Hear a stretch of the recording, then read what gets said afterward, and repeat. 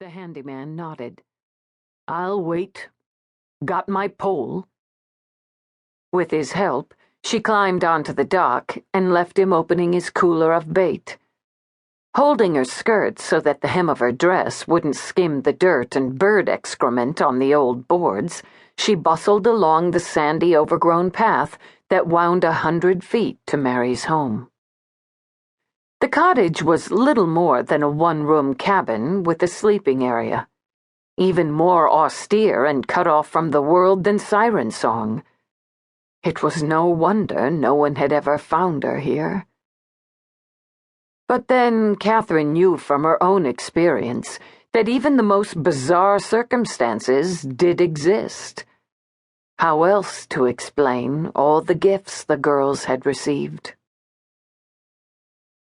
There were rumors, in Deception Bay, of course, of a hermit who lived on the island, an old hag that ran sightseers off. But if anyone had made the connection between the recluse and Mary Rutledge Beeman, Catherine didn't know about it. She swatted a fly as she walked, the sun hot against her face, beads of sweat forming on her brow. It was late summer now. Going on September, one of the few times of the year you could actually trust to not have your boat dashed against the forbidding rocks that surrounded Echo.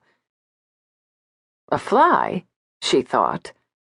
Out here? Odd. Then again, what wasn't odd these days? Everything about her sister had been out of sync, a little off or odd since her birth. Upon her exile, the cover story was that Mary had fallen to her death on one of her solitary walks, though another version suggested she died from a miscarriage, which was somewhat closer to the truth. Neither, however, was accurate, and the solitary figure sometimes seen on Echo Island, according to the rumors Catherine made sure were spread, was believed to be the bereaved, reclusive wife of one of the lighthouse caretakers from nearby Whittier Island, who had died from misery after the death of her only child. In truth, no one really paid attention anymore.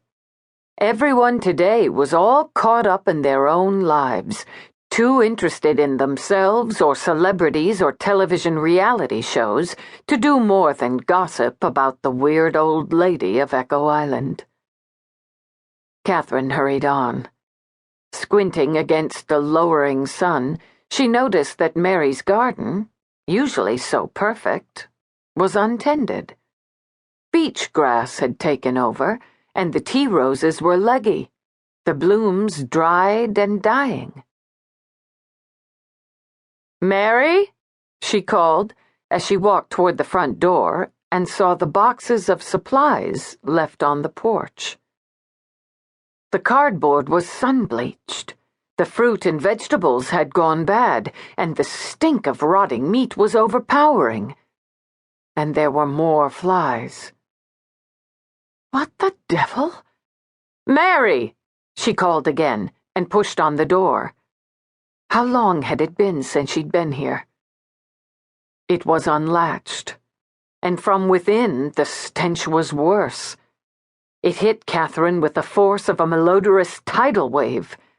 The buzzing of swarming flies competed with the sound of the surf. They swept outward from the door of the sleeping area like a black tide. Catherine's stomach revolted as she pressed forward, ever more concerned, her eyes growing accustomed to the darkened interior. Pulse rising, she forced herself to enter the bedroom. On the bed lay a corpse. What was left of her sister was little more than dried, rotting flesh and exposed bones. Mary's face was unrecognizable. Her eyes gone, 2 dark exposed sockets where those beautiful blue orbs had once been.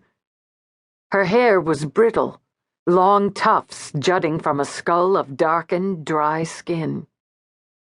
Her lips had rotted away, exposing her teeth in a ghoulish, wicked